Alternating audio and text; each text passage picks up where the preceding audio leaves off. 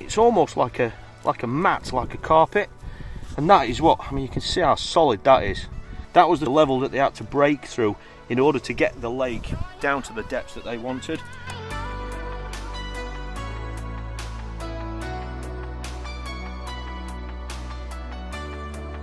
We are back at this 20-year-old lake. Over the last few days, we've been following the fishery team here, desilting and remodeling this lake behind us. We firstly followed them when they were actually lowering the water levels, and they actually went through this lake several times with the nets, where we were a little bit surprised to see quite a few of the fish that were actually taken out of this lake.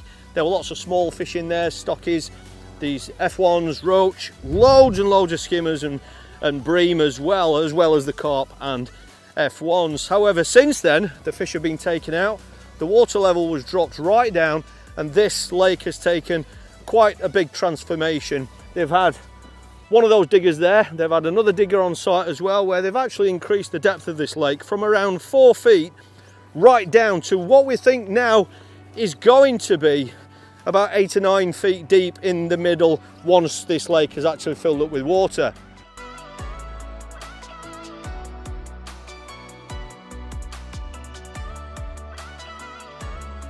That was quite a major job, as you can imagine, and the amount of silt and soil and clay that's been taken out of here has actually been incredible.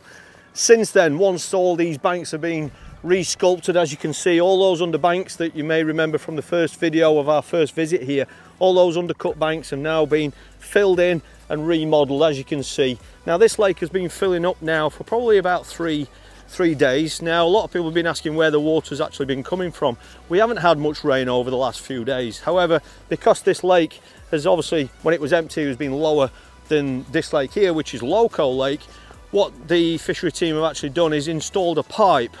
Now, this pipe, because this water level is higher, I'll show you where the pipe is here. The pipe is just submerged there, as you can see, and it actually, you can see the water going into that, and it actually runs through here, which they've obviously submerged and buried, and that is where it's actually filling this lake up now. It's still coming in there, as you can see. It is taking a little bit longer than I expected to fill up. Then this is when the time has come to start putting some fish in here. Now, the fish that are going to be going into this lake are from a lake that's right here on site, and it's just over at the other side, and that's what we're here for today. The fishery team, Aaron and Alex, are going to be going through that lake with the net, just like we did on this lake. And that lake hasn't been touched for quite a while, so it's going to be interesting to see what fish come out of that lake. We're going to go head on over there now, get that lake netted. We're probably going to go through there probably 2 or 3 times, see what's there, see what species there, see what size they are, and then that is the first part of the process of starting to get fish back into this lake.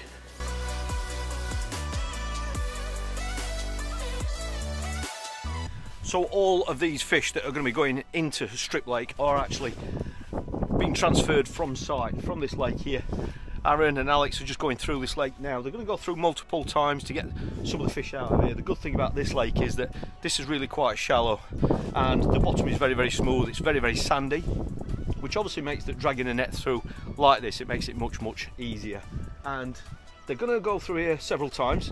The fish are then going to go into one of these holding tanks. There are some fish in there already down there, and then they will obviously use this vehicle to get this tub of fish over there. And once again, you know, it's a little bit of an unknown of what's actually going to come out of this lake.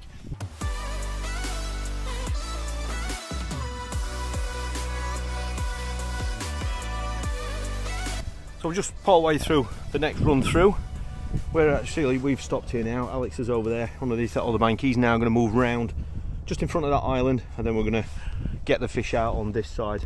Oh, done well. Well, now there's more than 4 there, Alex, I reckon.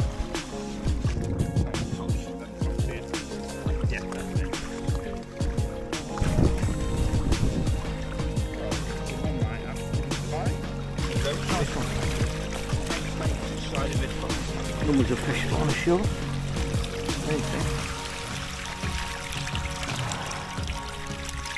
Oh. There was a big cat somewhere.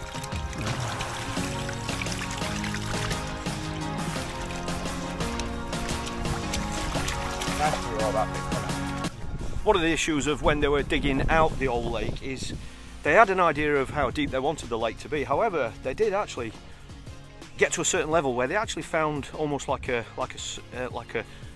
crust or a bed to the lake, and that's something that really they had to punch through just to make the lake the depth that they actually wanted. And interestingly, the actual base of that lake or that layer is actually this stuff. Now this is all of the soil and the silt that was taken out of that lake, but look at this. This is what was lying when they got down about 4 or 5 feet. They obviously wanted to go deeper than that. Just look at that. It's almost like a mat, and that is all the dead stuff from the old lake years and years and years ago. It's all the dead weed and all that sort of stuff. But just look how it's almost like a mat, like a carpet.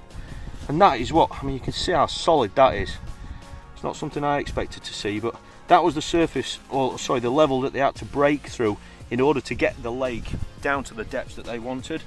But you can just see that. I mean, that is years and years and years of dead weed. It was the old lake bed.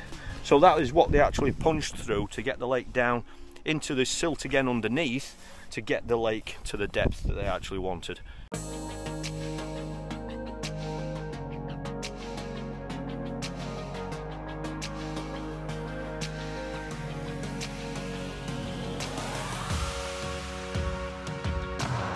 Well, that's been a really successful couple of runs through with the nets. The next job then is to transport these fish over to the lake to get them into the new strip lake now that there's a little bit more water in.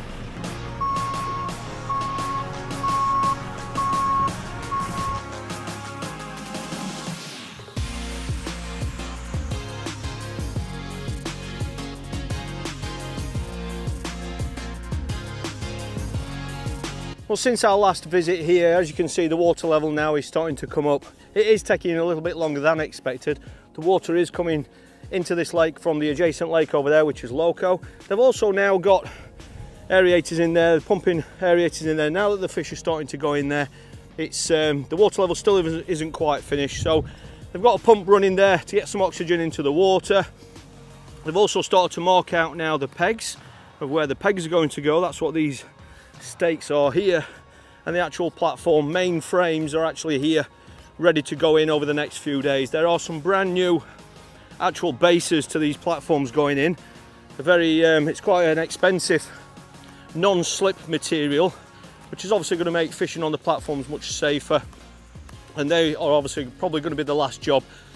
Then they are going to be planting some seed on here, obviously for the grass to grow and that sort of thing, just to help start knit all this together now that all these banks and the resculpting work is finished.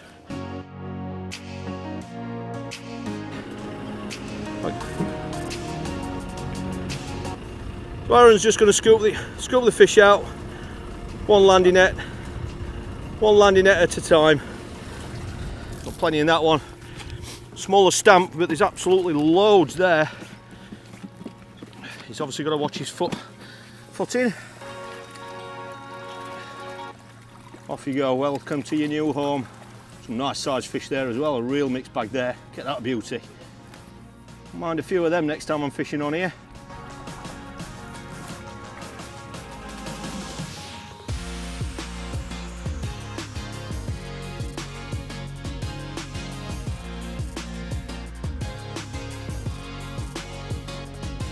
It has been 1 week now since they started putting fish back into this lake. They've been netting fish out of the stock lake that you've seen, and that's been a continual process over the last few days.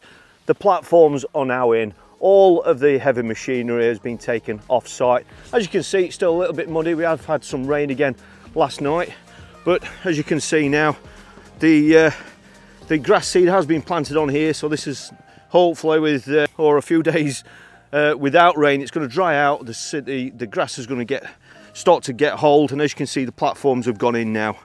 These platforms are a lovely size, and it's been a big job to drive those really long legs into that soil. As you can see, these are all complete now down this bank, and then it just wants the other frameworks. The frames are actually in place on that other bank, but it just needs the actual tops putting on them, and then that is it. It's been a really interesting insight into seeing what goes into running a large fishery like this, and I just want to say a huge thank you to Lindholme Lakes for giving us access and for allowing me to film this and share this with you. So if you've enjoyed this series of videos, please let me know in the comments, and I know we've got plenty more coming up through the remainder of this year, so I hope you've enjoyed us sharing this insight with you.